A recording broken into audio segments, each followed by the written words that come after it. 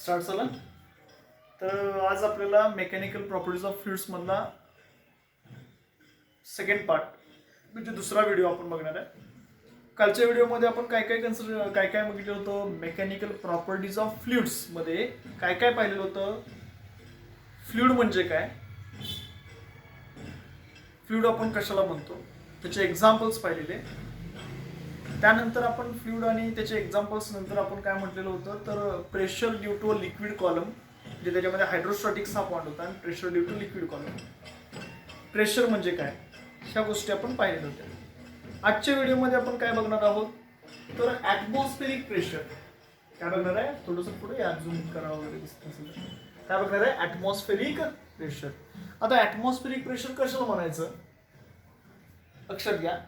अर्थ's atmosphere is made up of a fluid. पृथ्वीचं असणारं जे वातावरण आहे कशापासून बनलेलं आहे, तर फ्लुइड पासून बनलेलं आहे. नेमली एअर, त्याला आपण हवा असं म्हणतो, एअर असं म्हणतो.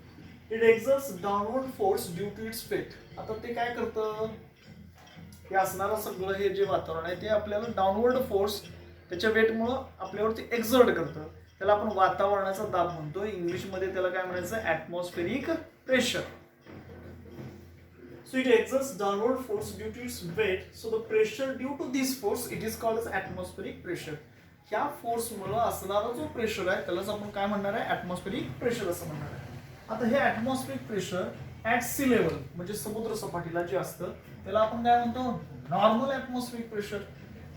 दिस atmospheric pressure at sea level it is called as a normal atmospheric pressure असं आपण म्हणणार आहे. सो नेक्स्ट आपला पुढचा पॉईंट जो होतोय तो आहे ऍब्सोल्यूट प्रेशर. झूम करताय ना. आणि त्यानंतरचा आहे गेज प्रेशर. तर इथं झूम करा. नेक्स्ट आपला जो पॉईंट आहे तो absolute pressure and gauge pressure. काय करणार आपण, कन्सिडर अ कंटेनर. एक कंटेनर कन्सिडर करा इन विच लिक्विड कॉलम, की ज्याच्यामध्ये एक इमॅजिनरी सिलेंडर कन्सिडर करायचा आहे. या इमॅजिनरी सिलेंडरमध्ये त्याच्या वरची साईड जी आहे ती x1 आहे, बॉटम साइड आहे ती x2. याचा अर्थ x2 मायनस x1 म्हणजे त्याची हाईट h.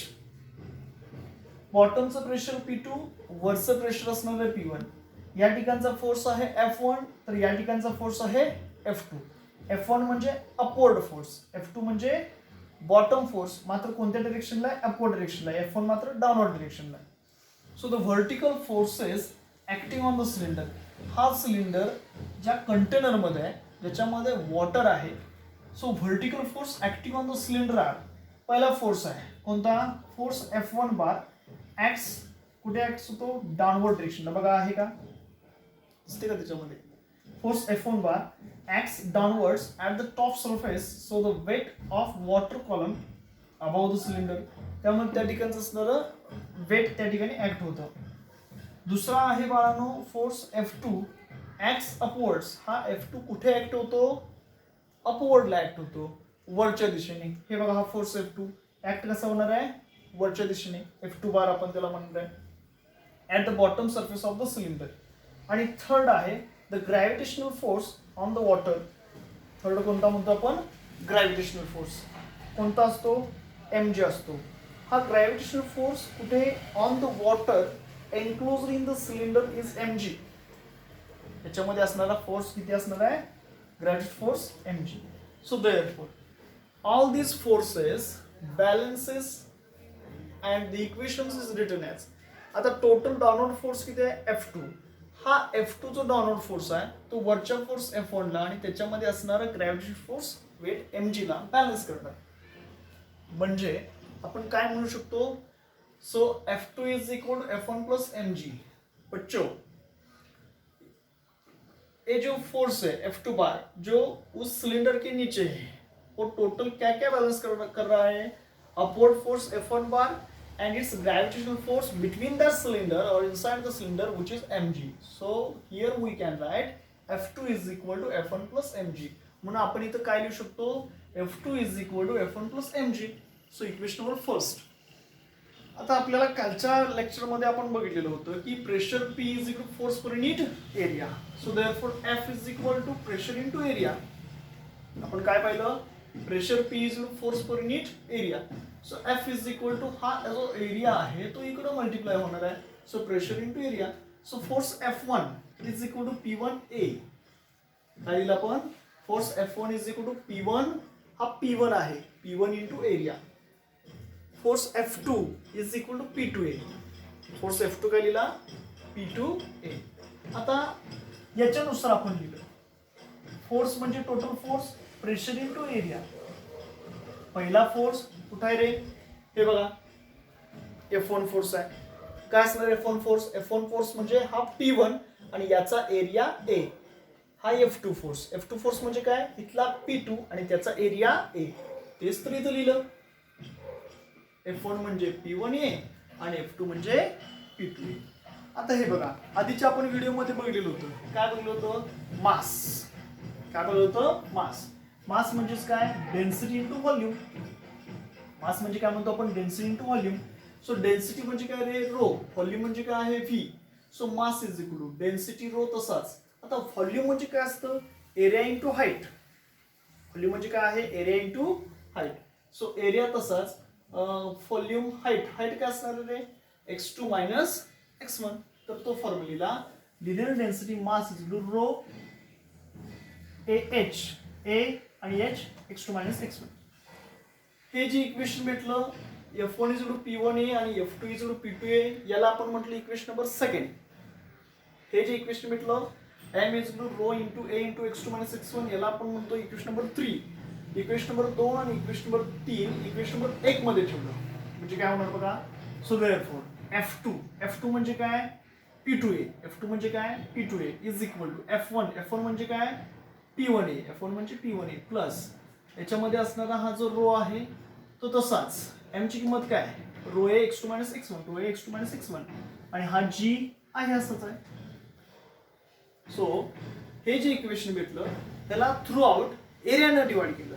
कशाने डिवाइड केलं? थ्रू आउट एरियाने डिवाइड केलं. मग एरियाने डिवाइड केल्यानंतर राहणार काय?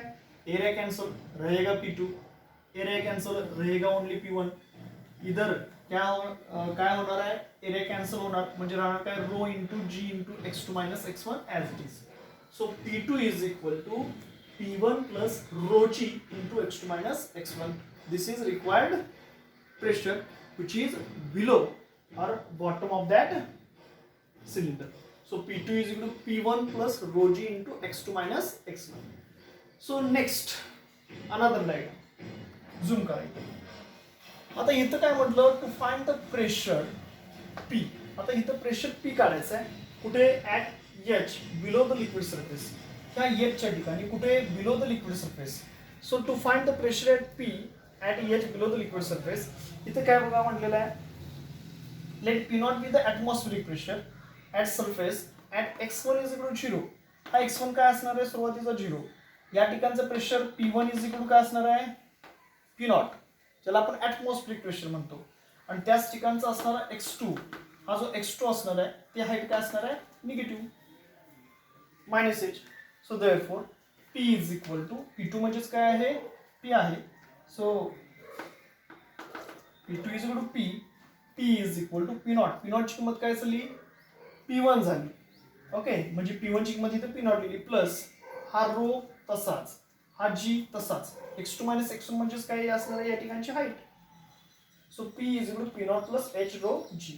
So the above equation gives total pressure or the absolute pressure. हे इक्वेशन आपल्याला काय देतं? टोटल प्रेशर किंवा absolute pressure. So absolute pressure म्हणजेच काय? तर त्या ठिकाणचं असणारं atmospheric pressure plus gauge pressure, यालाच आपण म्हणतो absolute pressure. So which is the absolute pressure P at a depth H below the surface of a liquid. So therefore total pressure P at a depth H is the sum of. आता ही कशाचं total pressure P कशाची सम आहे? Total pressure P is the sum of कुठे? At depth H असताना सम कशाचे? P not ची आणि H रो जी ची. P नॉट म्हणजे काय? Pressure due to atmospheric which acts on the surface of liquid, म्हणजे ॲटमॉस्फेरिक प्रेशर म्हणून. H रो जी म्हणजे काय? The pressure due to liquid at depth H. So therefore difference between atmospheric pressure and general pressure, ज्याला आपण काय म्हणू शकतो? absolute pressure. The difference between absolute pressure and atmospheric pressure is called gauge pressure. काय म्हटलं आपण? Difference between absolute pressure and atmospheric pressure it is called as gauge pressure. मग आता हे कसं फाइंड आउट करणार? So the gauge pressure can be written as, हे कसं लिहू शकतो आपण?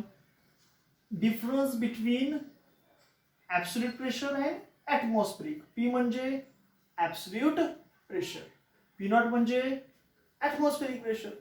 यांचा डिफरन्स म्हणजे गेज प्रेशर आणि ते किती आलं? एच रो जी.